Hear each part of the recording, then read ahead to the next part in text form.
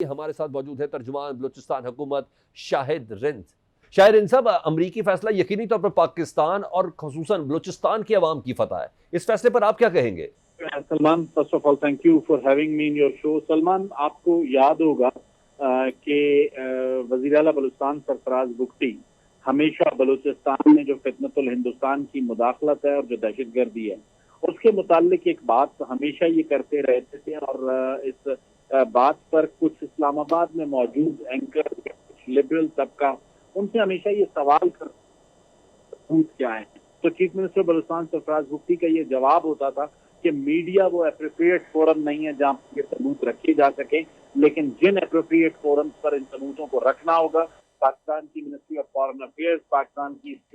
سیاسی اور عسکری قیادت ضرور ان ثبوتوں کو عوام کے سامنے اور اقوام عالم کے سامنے رکھے گی۔ اور میرا خیال ہے پاکستان کی جو سیاسی قیادت ہے، president Asif Ali Zardari, prime minister Shahbaz شریف اور وزارت خارجہ کی سطح پر، اور پاکستان کی جو عسکری قیادت ہے فیلڈ مارشل سید عاصم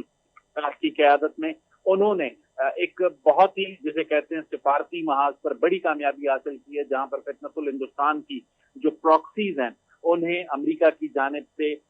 دہشت گرد قرار دیا جانا اور عالمی لسٹ پر ان کا نام ڈالنا، یہ پاکستان کے اس موقف کی تائید ہے جو کہ فتنۃ الہندوستان کی مداخلت کے حوالے سے پاکستان کا اور بلوچستان کی حکومت کا رہا ہے۔ اچھا شاہد صاحب، وزیر اعلیٰ بلوچستان نے گزشتہ دنوں نے پیغام دیا کہ بندوق اٹھانے والوں سے مذاکرات نہیں ہوں گے اور ایک سوچی سمجھی سازش کے تحت بلوچستان کے لوگوں کو ورگلایا جا رہا ہے۔ آپ بتائیں گے ذرا کہ بلوچستان حکومت ایسے کیا اقدامات اٹھانے جا رہی ہے جسے کم از کم بلوچستان کے نوجوان ان دہشت گردوں کی باتوں میں نہ آئے؟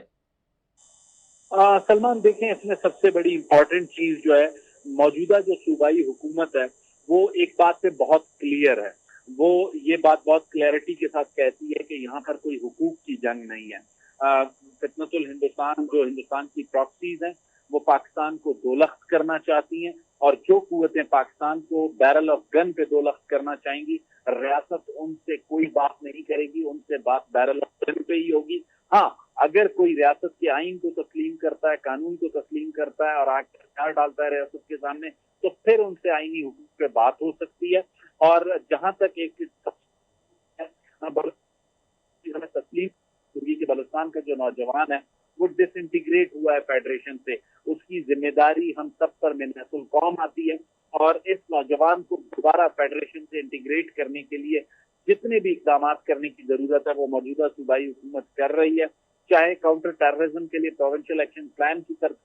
ترتیب ہو، یا پھر اسکالرشپ کا کام ہو، یا پھر یوتھ اسکل ڈیولپمنٹ پروگرام ہو، یا پھر یوتھ پالیسی پر عمل درآمد کا آغاز ہو۔ تو ان سب پہ ہم نے کام شروع کر دیا ہے، اور آنے والے دنوں میں ہمیں اس کے بہتر نتائج ملیں گے۔ اچھا شاہد صاحب، یہ بتائیں کہ آج کے پی باجوڑ میں نا آپریشن شروع ہو گیا ہے، کیا ہم بلوچستان میں بھی بڑے پیمانے پر کوئی ڈکلیئرڈ آپریشن کا ایکسپیکٹ کریں سر؟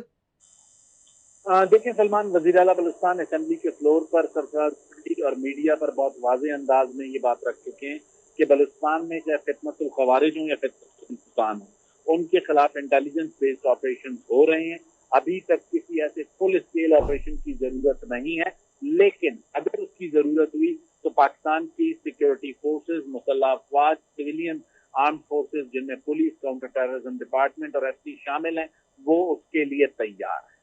بہت شکریہ ترجمان بلوچستان شاہد رند۔